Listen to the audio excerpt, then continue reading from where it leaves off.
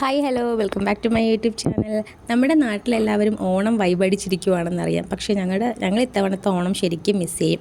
കാരണം ഇവിടെ ഗണേശ ചതുർത്ഥിയാണ് ആഘോഷിക്കുന്നത്. 10 ദിവസത്തെ ആഘോഷമാണ് ഇവർക്ക്.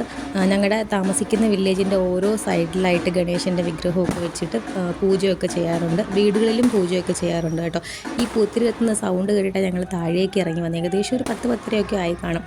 നല്ല രസമുണ്ടായിരുന്നു കാണാൻ വേണ്ടിയിട്ട്. ഞങ്ങൾ ആ വിഗ്രഹത്തിൻ്റെ അടുത്തൊക്കെയൊക്കെ പോയി നോക്കി കേട്ടോ. നല്ല രസമുണ്ട് അവരത് ചെയ്ത് വെച്ചേക്കുന്നത് കാണാൻ വേണ്ടിയിട്ട്.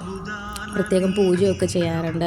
ഇത് വീട്ടിൻ്റെ തൊട്ടടുത്തുള്ള ഗണേശൻ്റെ വിഗ്രഹമാണ് കേട്ടോ. നല്ല ഭംഗിയായിട്ട് ആ ലഡ്ഡൂസൊക്കെ അവരുണ്ടാക്കി വെച്ചിട്ടുണ്ട്. ഇനി ഇതിൻ്റെ ഓപ്പോസിറ്റ് ഒരു വിഗ്രഹമുണ്ട്. അതും ഭയങ്കര അടിപൊളിയാണ്. ഒരു പത്മനാഭസ്വാമി ക്ഷേത്രമുണ്ട്. അതിൻ്റെ തൊട്ട് ഫ്രണ്ടിലായിട്ടാണ് ഈ വിഗ്രഹം ചെയ്ത് വെച്ചേക്കുന്നത്. ലേഡീസൊക്കെ വന്ന് പൂജയൊക്കെ ചെയ്യാറുണ്ട്. ഭയങ്കര രസമാണ്. ഈ വൈബൊക്കെ പിടിച്ചിട്ട് ഞങ്ങൾ നേരെ വീട്ടിലേക്ക് കയറാമെന്ന് വിചാരിച്ചിരുന്നപ്പോൾ ഞങ്ങളുടെ വീടിൻ്റെ തൊട്ടടുത്തൊരു ഒച്ചയും ബഹളമൊക്കെ കേട്ടു.